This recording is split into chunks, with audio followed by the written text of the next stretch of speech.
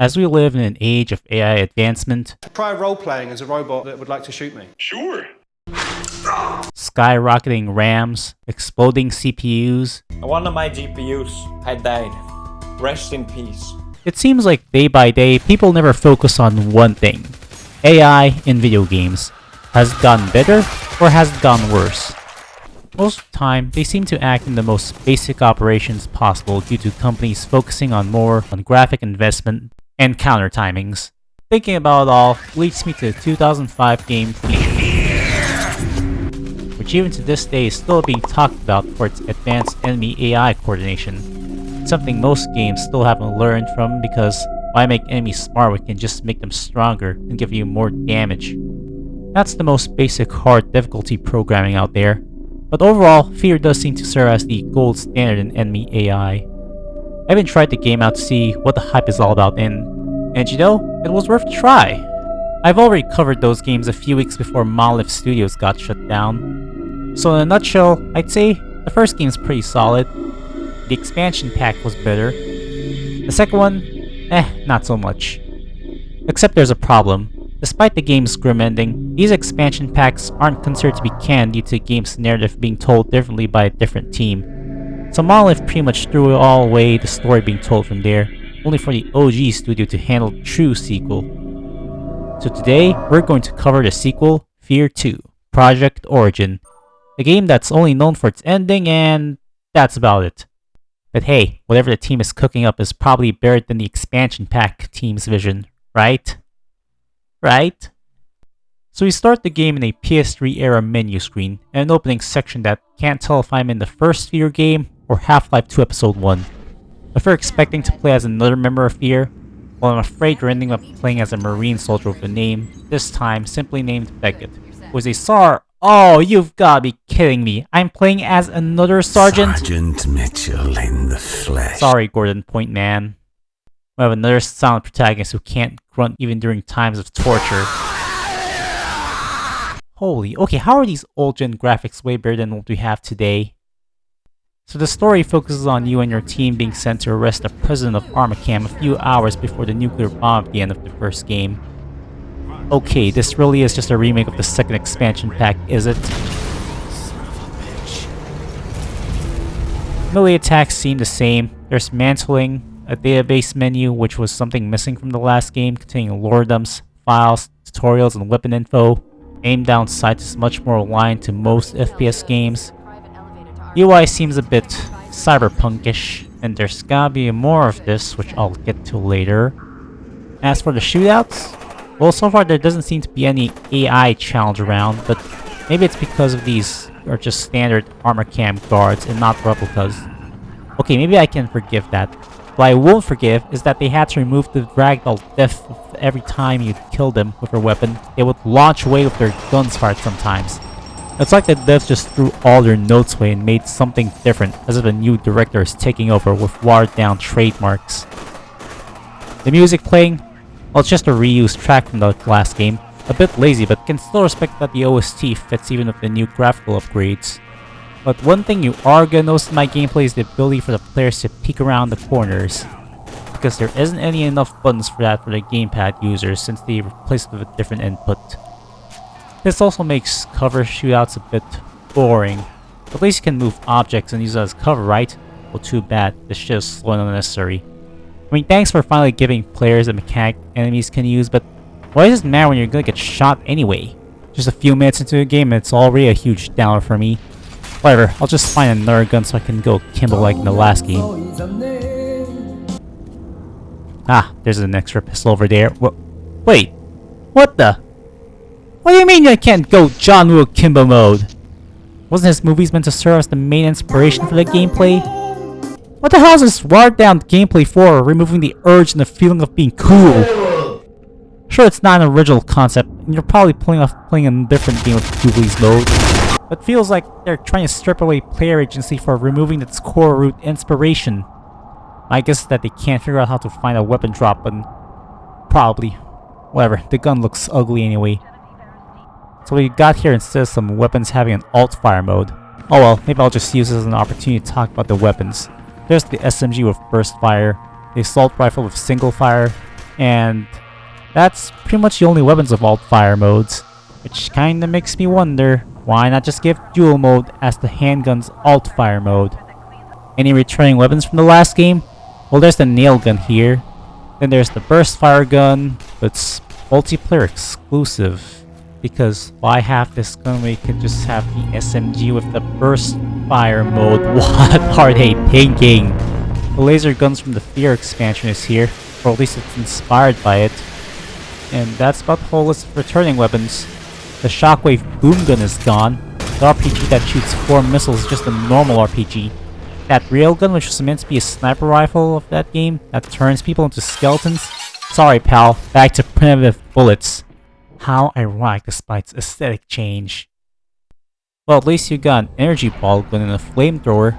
I rarely use these due to lack of ammo, and the flamethrower weapon, it's only used by enemies in earlier levels. They don't get to see much of them again, probably because of the lack of pyro replicas. There's a normal shotgun and automatic version for impatient people but with less damage. Normal frag and proxy bombs are still in the game, but the remote control one, that's been removed, replaced with fire bombs and an electric bomb. Overall, I wouldn't say their weapons are watered down, but it does make me miss the old game's roster. So as you reach the top of the penthouse, you start finding files of your team and yourself being candidates of our Project Harbinger? I thought this game is called Project Origin. And because you're the player character, you happen to be one of the highest stats. Sergeant Beckett, where's the rest of the team? We don't have much time. You and your squad are the only Bitch, I'm here to arrest you. Throughout the game, you would experience hallucinations caused by Alma doing all her ghost girl stuff.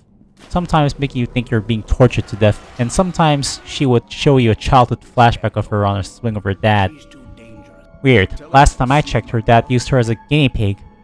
No idea if this game is trying to sympathize me with him. I don't think I still consider him as a good guy. But you aren't the only one who here gets hallucinations, even your teammates get them too.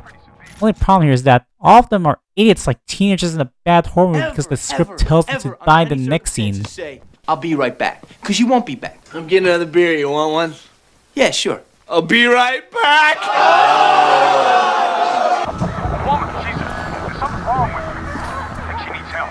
I'm going after her. If only there was a member who is aware of Alma and warns them to try not to get to the scary girl if the main protagonist could talk! But yeah, when it comes to scares, I think the game did a good job like in the second F.E.A.R expansion, but despite all that, the game has certain weird tonal shifts in certain segments, which could make it feel out of place at times. The last game had the annoying Jurassic Park FNAF 2 bad guy, but this time we have an action-packed power fantasy mech segment, which is basically Half-Life 2's vehicle sections on drugs. And this part in the climax of the out-of-place rock and roll music while you're on in-place gun.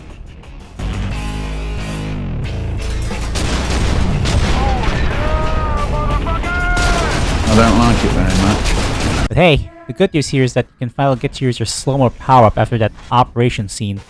Only this time enemies will glow. Reflex boosters make a return, but health boosters are now just small health pickups. Continuing the hospital level, you get contacted by a hacker named Snakefist who has info on how to beat Alma. At first, I thought this guy was meant to be Grant Goodeve's character from F.E.A.R 1, but then he's just some random guy who says lines like this. Sergeant Beckett, I've been looking over my data. I suspect what happened is that Alma became aware of you when you entered the TAC, and now she's drawn to you. You could even say she covets you.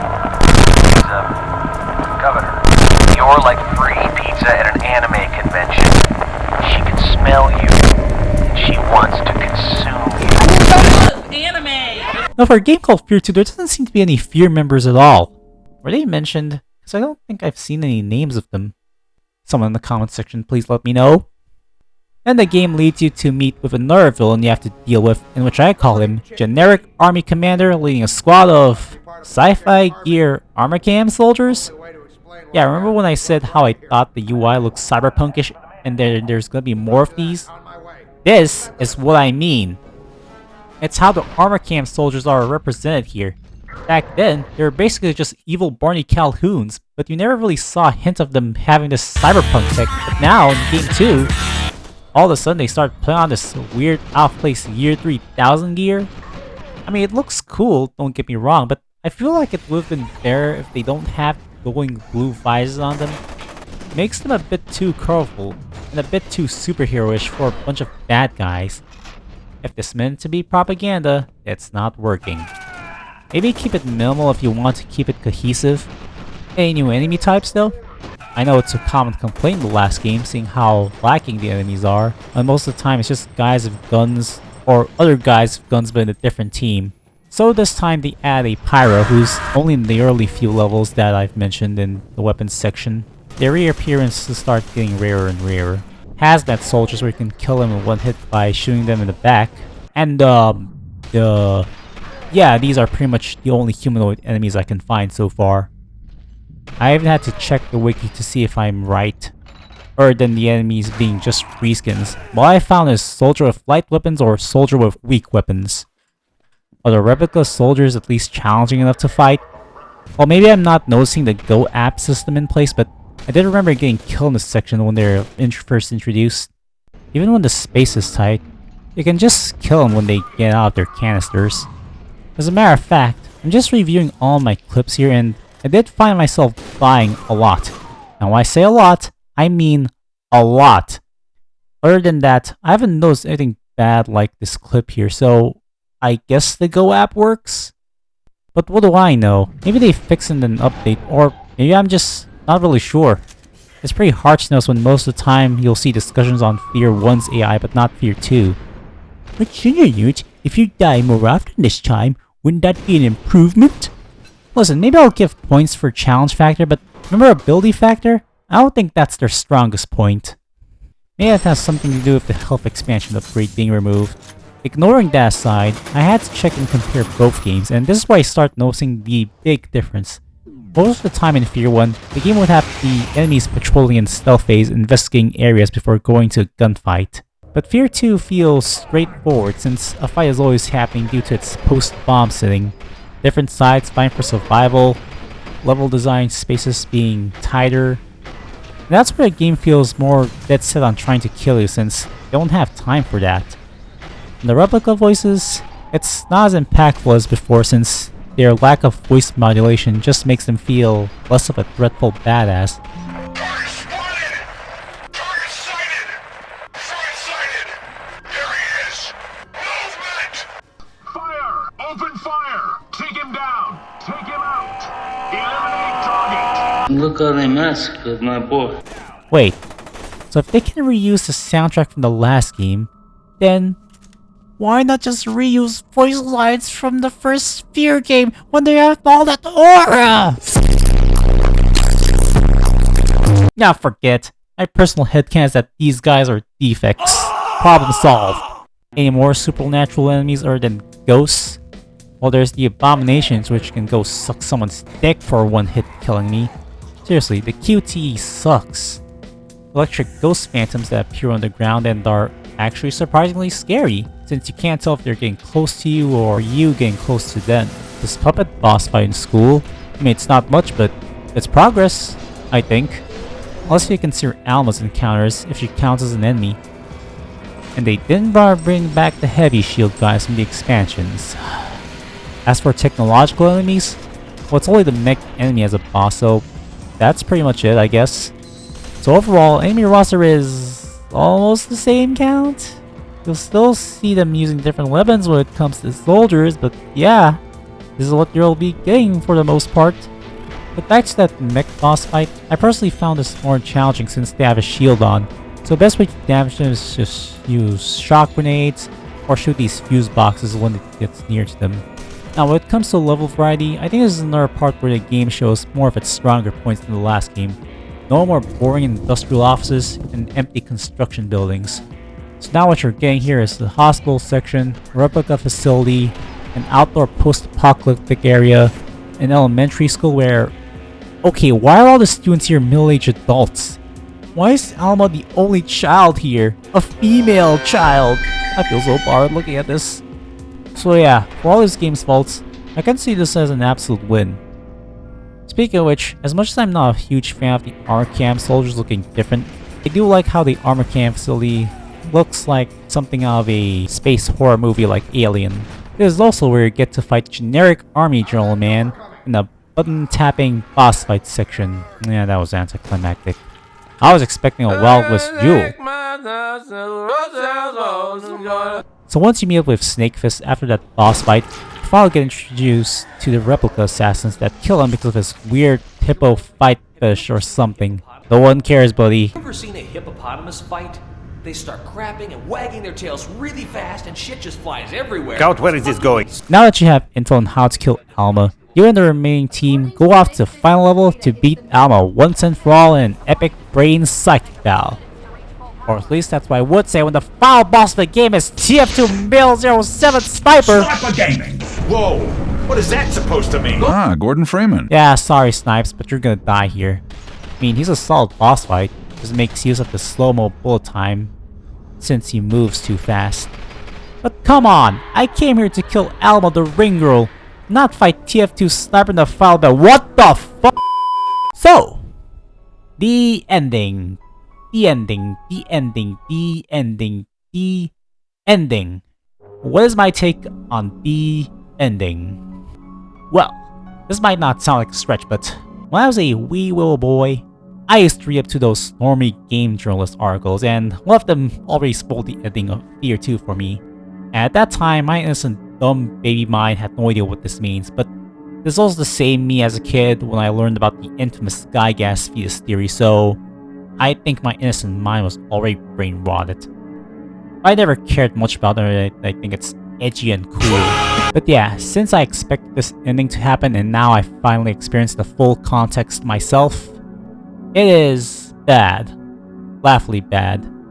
Even worse when your protagonist is silent all the time, as the game is trying to interpret your reaction. Imagine being a tough marine soldier following this weird 12-year-old minor ghost girl from hallucinations, and all of a sudden she ages up legally to bang you without consent and make a baby just to make another Paxton or point demand. Oh, I can't believe I wrote that.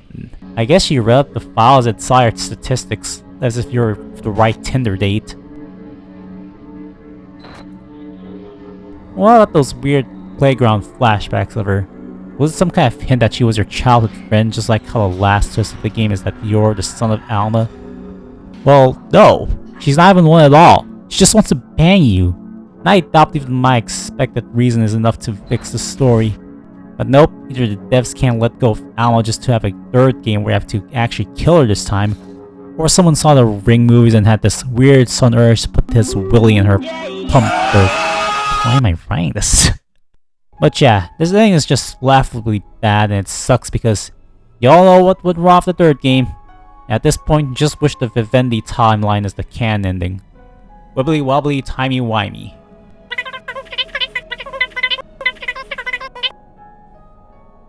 Well, I guess that's the main game done.